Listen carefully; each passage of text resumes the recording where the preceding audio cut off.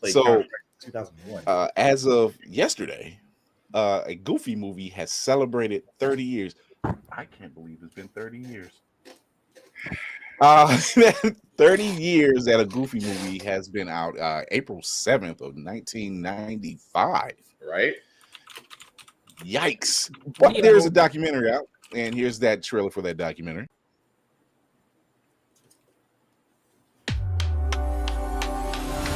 I'm going to try to remember back to when all this happened.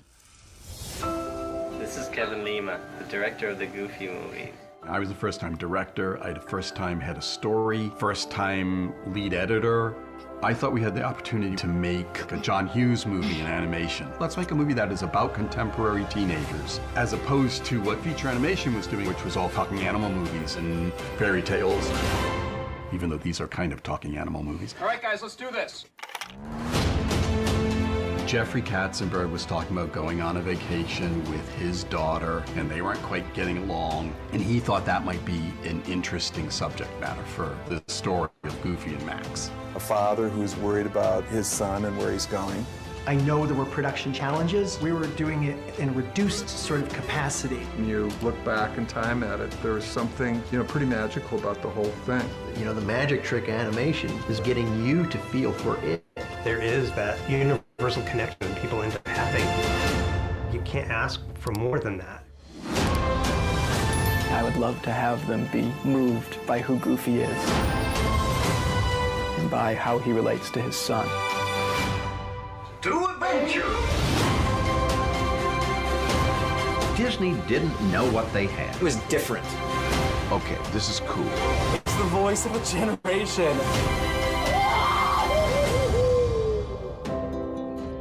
Oh, Dad. Okay, you can go now. Here, we're gonna do this tricky shot again.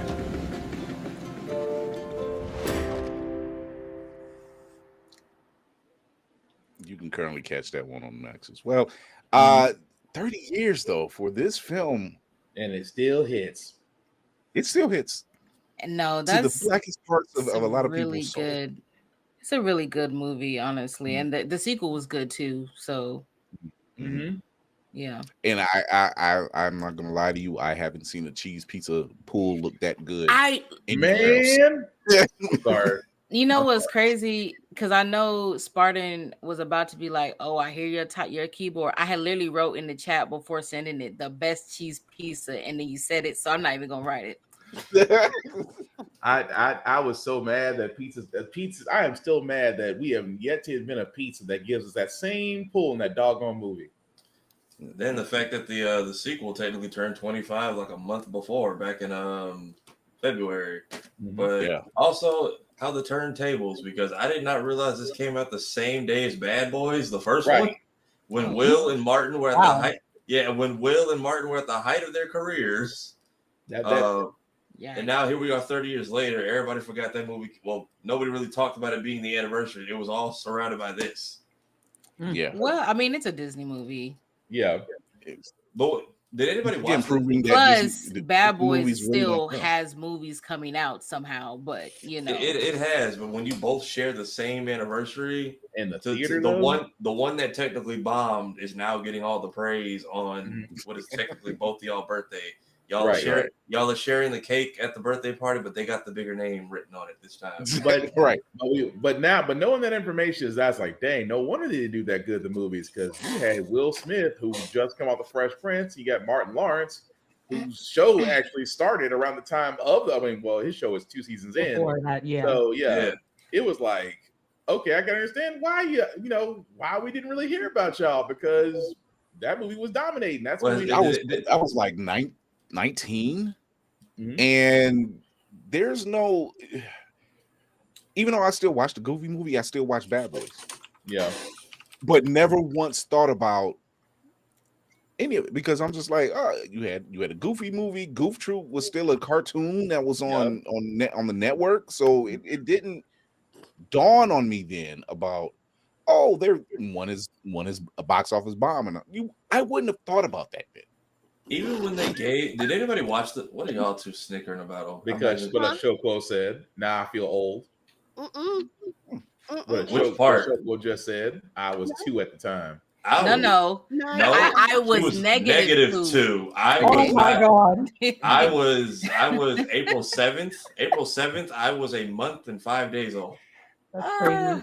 Well, I was So 14 years old at that time. But- 14. I say I've been around some stuff. I've been around some stuff. but for us growing up, it's like you just thought it was a black movie because everywhere you go, somebody had the tape in their house. You're just like, well, I got the tape 100%. Like every cousin, babysitter, and daycare I get sent to apparently has it, so it must be like.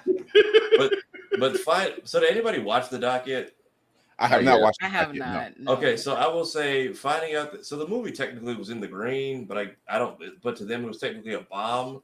But he talked about how like at one point they wanted, I think, Steve Martin at the time to do Goofy, but they tried to get the guy who plays Goofy. I think they want him to do it like in his most regular voice. And what is this? He's like they were like panicking. They were getting like super anxiety and. They said like he was having trouble sleeping because like now we have to redo the film in this voice, but we have to pitch it in a way that looks like a bad version of the movie so that he says no so that we can stick to what we were doing. And he's like, and that is how an executive like in 2 seconds can make or break an entire like franchise. Or he's like, so thankfully he's like, yeah, I don't think we should do this. And I guess that guy got canned like later on. Like he was a bit of a stickler, but he cared supposedly. So then somebody else comes in, and what we know about TV now is that you either scrap the last guy's work, so you're not just you can make a name for yourself, or it's this far along, sure. So Goofy movie very much. Hey, Goofy got a very. If Bad Boys had went the route that they originally wanted, a Goofy movie would have been the successor. Because the duo the duo that they had in mind. Oh, okay. Was originally Dana Carvey and John Lovitz. Yep. Oh yeah, I remember hearing about that. Yeah, that was their original duo, and then they brought Will Smith in. They decided against it, and Will Smith was on his Fresh Prince rise, big side. And they wanted him instead, but then they wanted Will Smith and Eddie Murphy, and he's like, I won't do it unless Martin's part of it because Martin was his boy. And it would have taken the shine away from Will because Eddie's been in that kind of role before. You would just have another 48 Hours Part 3. Now that I think about it, I don't think Eddie would have needed to be in that movie. I'm glad. And he would have overshined Will Smith. Yeah, exactly. So this, executive decisions like cutting Django at a Hateful Eight. God damn, that was dumb. That was dumb. So in Hateful Eight, I don't know if they filmed it, but apparently there was supposed to be a scene because Quentin Tarantino's never crossed any of his movies over. They were gonna have like a scene where they cross paths with Django just to kind of like say that it's connected, but apparently he's like he didn't want that to overshadow or build anticipation in the film. Actually, it was Django was supposed to be a part of that. He was supposed to be, and they didn't want, and they realized, no, you want this movie to try to figure out who is the bad guy. If you had seen Django, you would have automatically said he's the good guy. There's no way he's doing anything else. Yeah. And that would have tore down the entire makeup of the film. Okay, I thought it was just like a cameo appearance they wanted, like because it was originally called A Day in White Hell, which is a chapter in that movie. Right. Okay, so I just need that as a movie. That title alone. Well, you see, they're doing a sequel now to one of his movies, and he's like, "Hey, I gave them the green light. I ain't touching it, y'all." Oh yeah, well, Once Upon a Time in Hollywood. Yeah, as long as it's not Pulp Fiction, let that go. Yeah, but back to this, it was cool to also see in the documentary, because we make everything cool, confirmed. So there is a part where he's like, "Hey, we went to like what was it, D23 when that was kind of getting popular." And he's like, they gave us like a small panel room for the 20th anniversary. And we're like, okay, we'll maybe get just enough people. And he's like, security comes in. He's like, we had to turn away at least 1,000 people while y'all were here. And he's like, well, because he's like, for the last 20 years, we didn't know that people liked us at all. And he's like, so we Google search. Crazy. So he's like, so the guy in charge is like, I Google search. He's like, no one ever told me that like the African American community had just like fully adopted this movie into like every household. He's like, and then I see people doing the Powerline Tevin cosplays. Campbell. I mean, Tevin Campbell at the time was almost Luther Vandross popularity. Yeah. So yeah. I guess not for us. So nobody, I guess no one had ever taken the time, or he had never crossed anyone's path, and I don't think they were doing like cons like that back then. They just kind of did like, oh yeah, 20th anniversary here, y'all get the small room in the back. And then he's like, yeah, the room was filled immediately. They had to turn away probably more people than any of the main stage rooms had to. And he's like, so I do a Google search. Like, I had no idea, like, we basically had this huge impact on Black children. No one ever brought it to my attention. Nobody ever told me. I didn't know that y'all were doing Powerline cosplays like in mass. I didn't know people knew. I didn't know you guys were learning the perfect cast. And then you see a bunch of the videos that like of people we know and interviews and all the TikToks. And he's like, so yeah, I never basically thank y'all. And I had no idea up until this point. And then even then I put out like a tweet I'm like, I appreciate y'all giving us our credit for it. And then the documentary itself liked the tweet, and so did, what is this man's name? Because he actually did a good job with the score for it. Cameron Chambers, he did the score for the documentary. It's actually pretty cool because the dude went on to work on other stuff. I think Tarzan and a couple other movies. So it's not like he did one movie and bombed. He's like, no, you just moved on to the next thing and didn't harp on it because you got other. You just said Tarzan. That's Phil Collins. It's a lock. Right. You got other. He's been in some locked in Disney film. And then you had the new boss who was backing these projects. Whereas the Goofy movie, what did he say? So in the document, he's like, Goofy felt like it was released out of obligation rather than because he wanted to, because we'd already gotten so far before. I'm blanking on the first guy's name who got fired. Apparently, it was like a big deal at the time.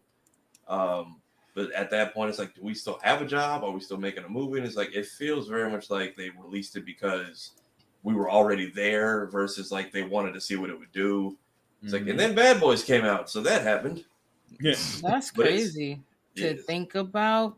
I never thought of Goofy movie as a movie that people, one, didn't like, or two, didn't see or didn't like care about. Like growing up, like obviously came out before I was born, but I watched it growing up. So that's like a part of my childhood. And when I think about everybody else who watched like all those types of movies, because Goofy movie is like in the realm of some other Disney Channel movies. And I'm just like, I did not know that people didn't like this movie.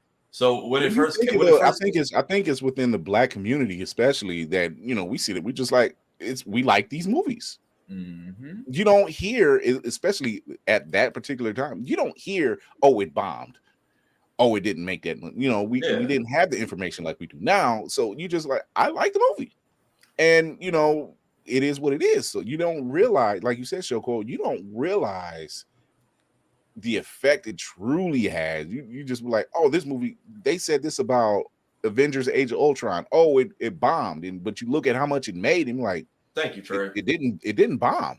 But yeah, they had they did show a lot of the early reviews because they just wanted to be kind of like 2 hours of slapstick goof, and they're like, we kind of went for something different. But then you got other people who have had 14 people watching this. Kira said, "Close the doors." Ushers, go ahead and close the door. Don't run now. That's great. Don't worry.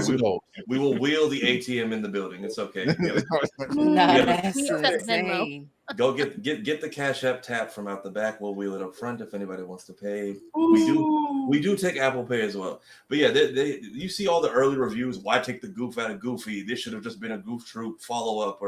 That's crazy. But then he's like, so now that they it is. But now that they get this con circuit, they all age like spoiled milk. And he's like, I get like grown people with kids telling me like, hey, my mom or me and my dad didn't talk much till we like saw this movie, or I didn't really understand what my dad was dealing with as a single parent. Shadow Clone Jutsu, apparently. One of them was like, I didn't realize what my dad was dealing with as like a single parent and the crap he worried about until I watched this with him. And Also, I can't remember if it was y'all or someone else who pointed out that Principal Mazer looks like Nixon. Damn. Oh, I'm crying. So between the haircut and the school to prison pipeline phone call, it's I mean, they had a lot of good themes in that movie. When I think about it, it's a really good story, and I love adolescence. So it's definitely like when you think about him as a kid, as a teenager, and then him as Goofy really was a good father. Y'all know I love Disney in general, but Goofy he's not mentioned enough in a lot of good father's roles. Right. He was just clumsy. That's it. But I think that's the point because he's goofy. But he's also, it's like, he makes mistakes as a goof, but he's also very genuine. He was a good father. Like he was a great father. He was a great father. The fact that he took this trip just as a bonding moment with his son and him dealing with not having the mom around, that's not easy. Like, you don't expect it to hit that the way it does.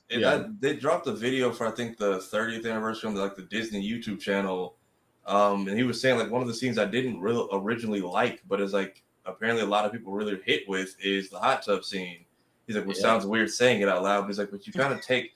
He's like, you take the goof out of that entire scene for both of those characters, and now it's like you got your so-called friend trying to tell you how to raise your son and telling you how to view him when. That's the whole reason you're on this road trip is because his principal is telling him your kid's basically gonna end up dead, and now you got your supposed best friend basically like kicking you while you're down. And ain't that Pete? Pete wasn't dead. Yeah, he was. I was just about to say the same thing. So yes. How dare you teach your son a jutsu move and then get told that you're not good at parenting? This man taught you the perfect cast in 5 minutes, and didn't miss a step. And was an asshole in every single Disney movie he appeared in. That I could tell you. Pete was always a butthole. Three Musketeers. That's why I was just like, I'm like, he's got a neighbor and a kid. Oh Lord. I love when they bring. If anybody's played Kingdom Hearts 2, when they introduce Pete as a bad guy and everyone's just like, oh God, it's you again. Pete is like Bowser to me.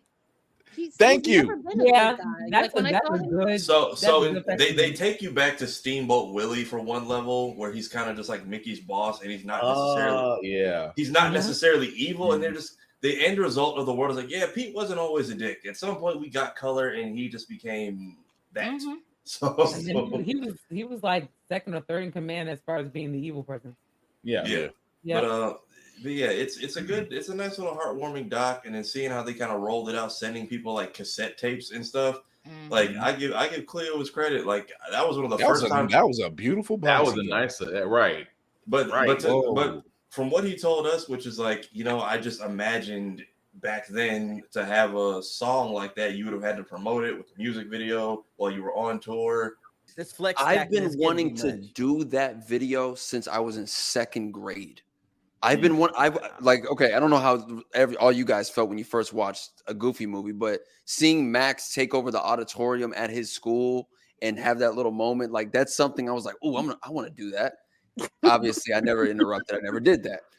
But we are in the pandemic. I go hard on Halloween every single year, and I tell my stream, I'm Twitch streaming. I started my channel, and I was like, look, if I was going to do something for this Halloween, I would have done Powerline, and I would have done. When we see him in the movie, he's on tour. He had to be a successful artist. Like if we're looking at Powerline, as if he was a real artist, he had to be very successful. That means he had to put out singles. That means there had to be music videos for that single. So that means Eye to Eye had a music video. So I would like to shoot the music video for Eye to Eye. I pitched that to my amazing Twitch community. They were in for it. I came back the next day streaming. I told them, here's the budget. They funded that budget in a week. And then that budget went straight to getting the custom costume, hiring the dancers, getting the space with the screen to look exactly like what it looked like in the movie. So amazing Twitch community made that happen. So, and then to manifest it into actual Powerline tour merch 5 years later is, I ain't gonna lie, with that jacket was clean. That tour jacket was clean, and the fact that a Powerline mixtape, a bunch of them got it. And Cleo. Yeah, it was the bunch of them got it. Him, Dimitri, JD Witherspoon got one. Andre the Black Nerd got. They sent that out to a lot of people. Yeah. So I saw a lot. I'm like, I that's didn't even cool. see his yet. I didn't see Andre yet. I just was happy for him because I'm like, yeah, you kind of manifested that like years ago. And you're like, well, what would it look like if he actually just made? And that's kind of when I saw the whole thing pop off. So, and the fact that they like actually had him in there too, I'm like, yeah, that's kind of a dope thing because we only got two. We got 2 songs, but it's 2 songs that have lasted for 30 years. And 30 years. Right. And one of the few things I've seen pop up in like other Disney canon, like between, I think what is technically after the second movie, which is Max working at House of Mouse and still seeing Roxanne. Oh, and House then of Mouse. So then them trying not to let Goofy ruin his date. And then you got the new DuckTales where they're actually singing Stand Out. Yeah. And like Della was technically like AWOL for this entire show. So that means like this dude was so popular before she left, her kids learned it by themselves. all I can sit there and say is, Disney, you could have sat there and gave us a Powerline-esque concert or something within your kingdom. That's all I'm saying. All these other presentations, and yet you have one that we've always asked for. You could literally do a Powerline concert, or you could do something to where even a ride. I mean, I don't think that's their main base, though. I will say the fact that they went this all out and the doc is out, I would say everybody should just skip the credits and go to like the last 30 seconds. Mm-hmm. There's possible hope. I've been saying for like 10 years another Goofy movie should just be the title.